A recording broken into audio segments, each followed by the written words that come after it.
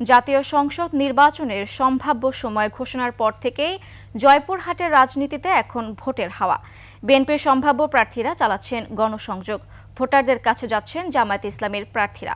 NCP ও অন্যান্য দলকে ভোটের মাঠে তেমনটা দেখা না গেলেও তারাও প্রস্তুতি নিচ্ছে। জয়পুরহাট প্রতিনিধি SM শফিকুল ইসলামের তথ্যছবিতে ডেস্ক রিপোর্ট। দুটি সংসদীয় আসন নিয়ে জয়পুরহাট জেলা।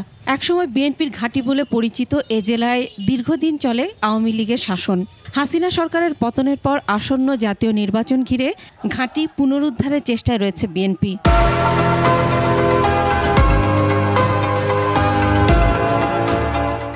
এরই মধ্যে দলের মনোনয়ন পেতে কেউ ছুটছেন হাইকমান্ডের কাছে, কেউ ছুটছেন ভোটারদের কাছে।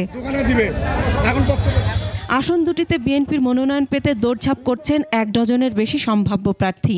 পথসভা, উঠান বৈঠক, লিফলেট বিতরণে তুলে ধরছেন বিএনপির ভারপ্রাপ্ত চেয়ারম্যান তারেক রহমানের 31 দফার রূপরেখা। 31 দফার আলোকে জয়পুরহাটকে এগিয়ে নিয়ে যাওয়ার জন্য আমরা সচেষ্ট হব। আমাদের যে নির্বাচনী ক্যাম্পিং, আমাদের ভোটার তালিকা, আমাদের ভোটার এজেন্ট এবং এটা নিয়ে কাজ করছি। আমার দৃঢ় বিশ্বাস আগামী দিনে জাতীয় সংসদ নির্বাচনে দল আমাকে মনোনীত করবে। বিএনপি চায় বাংলাদেশের মানুষ তাদের ভোটের অধিকার সহ সকল অধিকার একটি সুষ্ঠু নিরপেক্ষ নির্বাচনের মাধ্যমে ফিরে পাক। এদিকে জনগণের পাশে থাকবেন এবং সৎ ও যোগ্য ব্যক্তিকে বেছে নেওয়ার কথা বলছেন তৃণমূলের কর্মী ও ভোটাররা। 16টি বছর দেশে যে নোংরা রাজনীতির কার্যক্রম চলেছে, এই ধরনের কার্যক্রম যেন না হয়। গরিব দুঃখী কৃষকের কথা বলে সেরকম প্রার্থী আমরা প্রত্যাশা করতেছি। যে জনগণের নেতা, সেই ধরনের প্রার্থীকে আমরা এই জয়পুরহাট দিয়ে চাই। এ জেলার দুটি আসনে প্রার্থী চূড়ান্ত করেছে জামায়াতে ইসলাম। চলছে গণসংযোগ।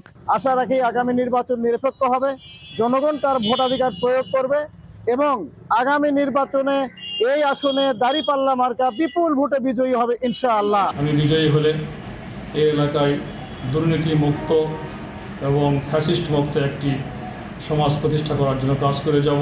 তবে এখনো ভোটের মাঠে দেখা যাচ্ছে না এনসিপি সহ অন্যান্য দলগুলো। কেন্দ্রের সিদ্ধান্তের অপেক্ষায় রয়েছেন তারা। নির্বাচনী সংস্কার হওয়ার পরেই একটি সুষ্ঠু নির্বাচন হবে বলে আমরা মনে করছি। জনগণের অধিকার আদায়ের জন্য জাতীয় পার্টি নির্বাচনী কার্যক্রম পরিচালনা করার জন্য যা যা পদক্ষেপ প্রয়োজন সবকিছুতে প্রস্তুত আছি। সদর ও পাঁচবিবি উপজেলা নিয়ে জয়পুরহাট 1 আসনে ভোটার 5,11,386 আর আক্কেলপুর, খেতলাল ও কালাই উপজেলা নিয়ে গঠিত জয়পুরহাট 2 আসনে ভোটার 3,87,954 জন। Masuma Lisa, desk report, 21 television.